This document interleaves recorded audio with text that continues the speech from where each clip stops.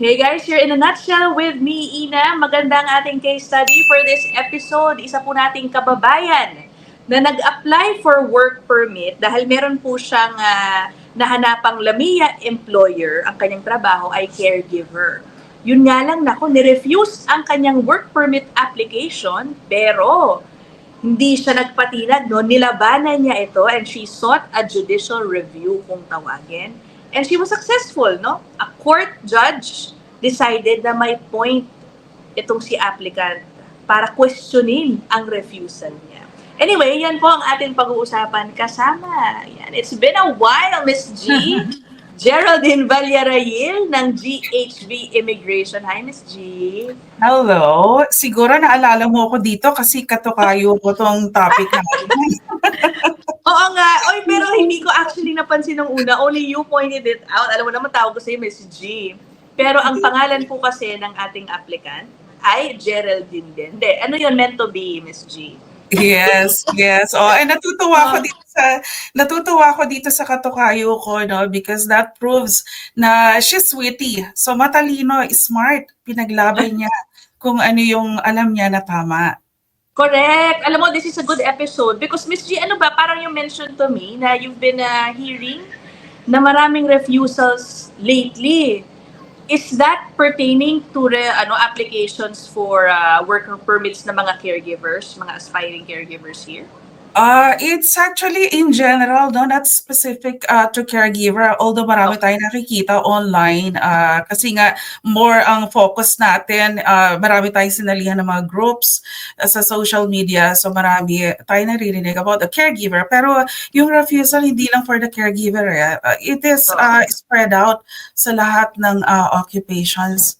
Oo, sige. But anyway, in this case, caregiver, at alam nyo naman, si Miss G, nako, napakaraming experience nito in applying or helping out yung mga gustong maging caregiver dito sa Canada. In fact, guys, FYI, kauuwi lang ni Miss G galing Pilipinas, no? And her team successfully submitted all yung caregiver applications for PR dun sa caregiver pathway na nagsarado nung March. O sige, puntahan na nga natin tong ating case study. This is another court document. A federal court decision. Bago lang to, Ms. G. May 7, 2025. Okay. Public document po ito. You guys can access this yourself as well. No? So, ang ating kababayan, sige, si Ate Geraldine na lang tatawagin ko siya. Hindi ko po siya kilala personally, no? Pero kung makaabot sa'yo itong episode na ito, Ate Geraldine, why not? Magpa-interview ko sana, no? Anyway, ito ang summary. Miss G, sige dyan ka muna. So, si applicant entered Canada as a temporary worker in 2023. In 2024, nagsubmit po siya ng work permit application as a personal support worker under a Lamia-based work permit. Sige, iiklian lang natin na syempre hindi ko babasahin to guys, ang haba. Yun nga, ang IRCC nirefuse ang kanyang decision. Ito refuse the applicant's work permit application because the officer was not satisfied that she met the requirements of the job. Bakit? Okay. In reaching this conclusion, yung officer daw po kasi ang pinagbatayan na eligibility requirements ay yung nakasaad sa isang specific NOC code. Okay? Ano ba yung NOC code na yan? Meron ako dyan, no? Handa yan. Yan. Different NOC codes, National Occupational Classification. Specific jobs have different NOC codes. Ang NOC code for home support workers, caregivers, and related occupations ay 44101. Ito po yung pinagbatayan ni officer na dapat daw na meet ni applicant. So kapag nag-research po kasi kayo dyan, guys, nandito yan, main duties. Yan. Tapos, employment requirements. Ayan, haba dito. May secondary school education, home management experience, etc. Okay? So, ito yung pinagbatayan ni officer na sabi niya, hindi naman na-meet ni applicant basically. Okay. Pero nilabanan ito ni applicant. Ang sabi niya, hindi dapat yon ang batayan ni officer. Ang dapat niyang pagbatayan ay yung requirements listed on the LAMIA document. Okay, teka, puntahan ulit natin itong court decision. Actually, ngayon, guys, so Ms. G, you explained this to us as an audience na hindi alam how this LAMIA works, para madali nating intindihin. Ayan, ito sabi dito, the applicant asserts that the job requirements cited by the officer are not stipulated in her LAMIA. Yung binabanggit daw at inaasahan ni officer, hindi naman nakasaad sa LAMIA but are instead sourced from, ayun na nga, NOC Code 44101. Yes. Pero ang sabi ni applicant, ito lang naman ang laman ng LAMIA na sinasabing kailangan kong ma-meet. Okay, educational requirements sa secondary school, verbal language requirements, English, written language requirements, English. Yan lang ang kailangan ko. Kaya bakit siya nagpunta dun sa NOC Code 4401? Parang ganun. And the judge sided or agreed with the applicant and approved her petition for judicial review, which means ibibigay muli ang kanyang application sa ibang IRCC officer to again assess her application. Okay, so Ms. G, ano ba to? I mean, have you heard of this similar type of refusal on the same grounds, kumbaga? Yes, oo. There are lots of similar refusals. Pero sabi ko nga kanina, natutuwa ako dito kay Geraldine, not for the fact na magkapangalan kami, but of course, it's a smart decision na ipaglaban niya yung application niya kasi nakita naman talaga na may butas talaga yung refusal ng visa officer. So, when we apply for an LMIA, no? So there are questions there, kailangang i-describe ang job responsibilities expected. Para doon, let us use the position caregiver. And ideally, we should not copy-paste, no? Ang nakikita natin sa NOC. However, it should revolve around dun sa job description na nakikita natin doon sa NOC library. So if the job description or the main duties say usually required, it does not mean mandatory, di ba? So instead, it is commonly expected, but it's not an absolute requirement naman. Now, we should know the differences of like using the term like shall, may, no, or and other grammar na dapat gamitin doon sa, especially sa main duties employment requirements. So nakita ko dito sa paliwanag mo kanina, medyo nabutasan ko rin doon ang visa officer. Oo. Kasi ang tanong ko dyan, sino ba ang naglalagay nung eligibility or yung required doon sa LAMIA, required of an applicant doon sa kanyang LAMIA? I don't know how it works eh. Sino ba nagsasabi doon? It is the employer, of course. Oh. No? And of course, if they are using an immigration consultant or an immigration lawyer, yeah, that there should be a guidance. Hindi rin dapat yan masyadong lumayo doon sa NOC library kung ano yung nakikita nating main duties and employment requirements. No, but it's not like what I've said earlier, it should not be copy-pasted.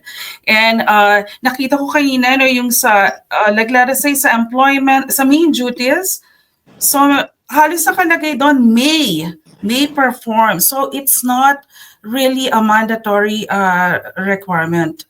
When you say it's required, so that's a mandatory qualification. Pag sinabi na is usually required, so ang explanation ko doon is common but strictly not strictly necessary. And wag naman sinabing may be required, so it is optional. So depende dun sa employer kung ano yung kailangan niya talaga para dun sa position. Oh. Is there a way, Ms. G, that the applicant could have avoided this refusal? Is there a way na baka na-present niya yung kanyang application ng mas maganda, better wordings perhaps, or something? May ganun ka bang nakikita? Yeah, it's possible also. So dun sa binasa natin kanina sa case ni Geraldine or ni Ate Geraldine. So hindi naman na-mention doon na kung may nag-represent na immigration lawyer para sa kanya. So it sounds like ni-represent niya yung sarili niya. Yeah, it's possible na siguro hindi masyadong naipaliwanag yung sa tinatawag natin na letter of intent or explanation. So that can be or that must have been avoided. Pero lagi ko nga rin sinasabi, ang mga visa officer, tao lang din sila. And it's possible also na, who knows, baka bago yung visa officer. And medyo nag-a-adjust pa. So it's possible na nagkakamali rin talaga ang visa officer. No? So medyo naging mababaw yung assessment niya ng application. Sa pag-takeaway ko dito, Ms. G, so very flexible pala ang pwedeng eligibility requirements for a caregiver. It is really ultimately up to the employer to say kung ano ang gusto niyang meron dun sa kanyang magiging worker, ano? Yeah, that is true. And but then like what I've said, kailangan magre-revolve around pa rin siya kung ano nakalagay doon sa NOC library. No, if there is an instance na nakalagay doon sa NOC library is mandatory requirement, so hindi natin matatanggal yon. But if it's like a may need or may perform routine activity, routine housekeeping duties, so that means to say it's not a mandatory. A work experience na kailangan to perform that job. So, siguro dagdag ko rin, if your work permit application has been refused, so katulad ng ginawa ni Ms. Geraldine, the first step that you have to do is i-review nyo yung refusal letter. Now, carefully read yung refusal letter nyo na na-receive so para maintindihan nyo ano ba yung reason ng refusal or yung refusal grounds na binigay sa inyo ng officer. And immediately, apply kayo nung tinatawag na ATIP report or commonly, ang tawag din doon is yung GCMS notes.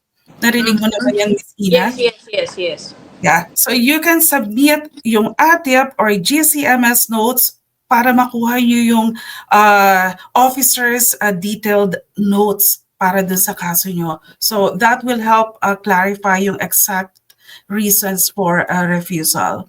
So in my practice also, I do yung tinatawag na reconsideration request after na makareceive ng refusal. The setbacks sa pagre-request ng GCMS or ATIP report naman kasi is medyo matagal ang release niyan. Typically 30 days. So imagine kung na-refuse ka, and then mag-iintay ka ng ATIP report, then you have to wait for 30 days. Para mag-request ng reconsideration. So you also call the reconsideration request as administrative appeal. So sa work permit, you cannot formally appeal, but you can request a reconsideration from the same visa office that refused your application. So asking them to potentially or possibly overturn yung visa refusal. So i-review nyo yung visa refusal, and if it happens na maaga nyo nakuha yung ATIP or GCMS notes, so mag-draft kayo ng strong request letter and then submit nyo yun through a web form. So ideally within 30 days from the days of the refusal, then mag-wait kayo sa response ng officer. Pero si Ate Geraldine seems to be magaling siya kasi knowledgeable siya. Kumbaga imbis na nag-adjust siya doon sa requirements na sinasabi ng officer na dapat meron ka nito, maybe she could have applied for a different one, ganito, ganyan. She stood her ground and said, hindi ko kailangan yan. Hindi naman kasi ina-expect sa akin yan. So in that sense, guys, I guess research, I assume tong si Ate Geraldine, magaling ang kanyang research skills. O kung nakahanap siya ng tutulong sa kanya na magaling ding mag-research, kailangan po talaga yun. And don't be afraid to question the refusal, Ms. G. Kasi I'm sure marami ding na-intimidate, Ms. G. Kapag nakakuha ng refusal, iniisip nila, naku, paano to? Wala na akong hope agad, di ba?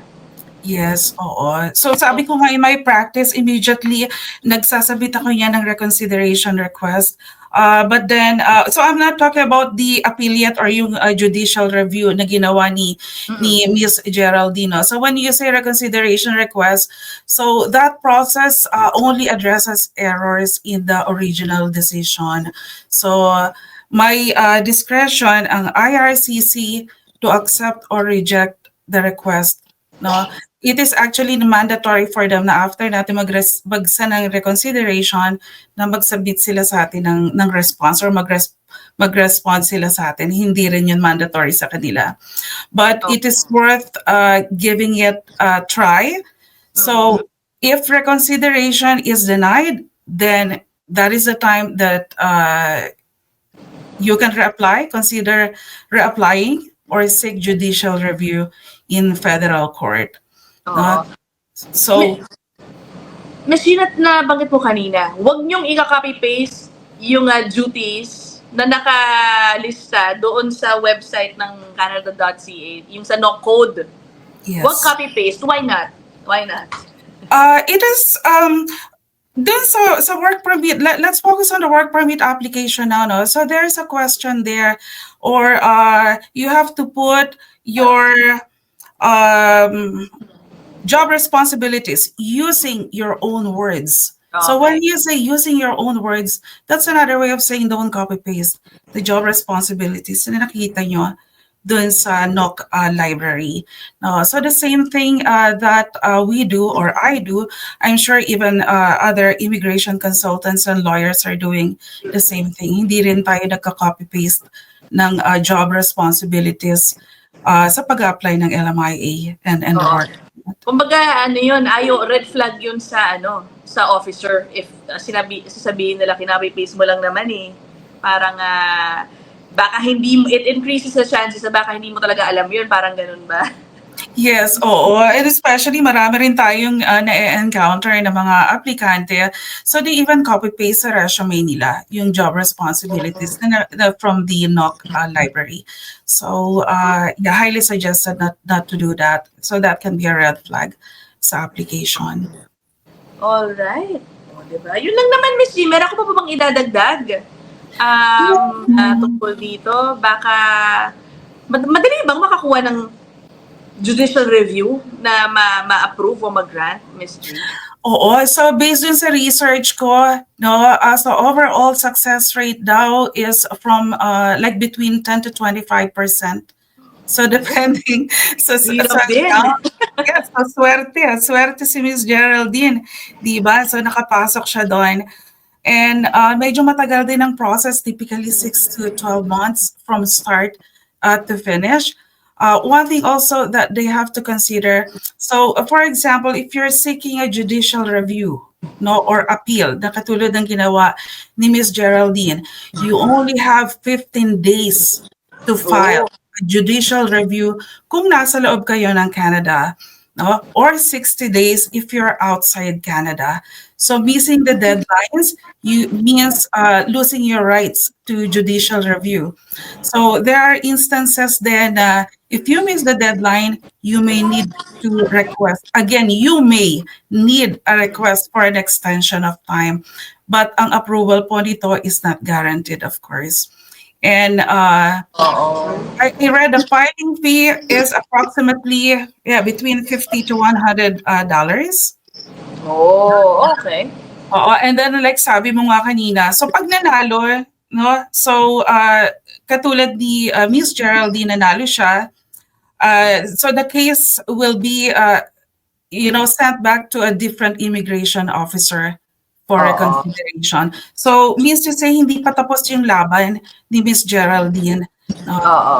Parang to say na guaranteed na i-overturn na yung yung initial refusal, pero at least it will be reviewed again, diba? Yes. So yun nga, even if the judicial review is successful, kailangan pa rin talagang i-satisfy ni Ms. Geraldine yung requirements for a work permit in the new assessment. So dapat mas careful siya talaga ngayon and really convince the new visa officer to approve ang application. So, Yeah. And siguro isama ko yung Miss Ina, no, sa judicial review, actually, an immigration, consultant cannot represent the client, no, because Oh, it's alright. federal court niya. So an immigration lawyer can represent the I client see. for the judicial review. But it is not mandatory to be represented naman, no, ng immigration lawyer. You can, You can do it yourself if you feel like, if you have the confidence, you're witty, no, matalino. Yeah, you can defend yourself naman. yeah. Oh. All right. Oh, short but sweet. Thank you so much, Miss G, for your insight. So at least, no, lesson learned. Guys, kapag na-refuse, aralin nyo ng mabuti ang dahilan kung bakit na-refuse. And who knows, maaari nyo pa yung, may pag-asa pa rin kayo, di ba, na makakuha ng approval eventually. Anyway, that is it. Miss G, thank you so much. As always, I will end this episode here. I will see you guys in the next one. Bye!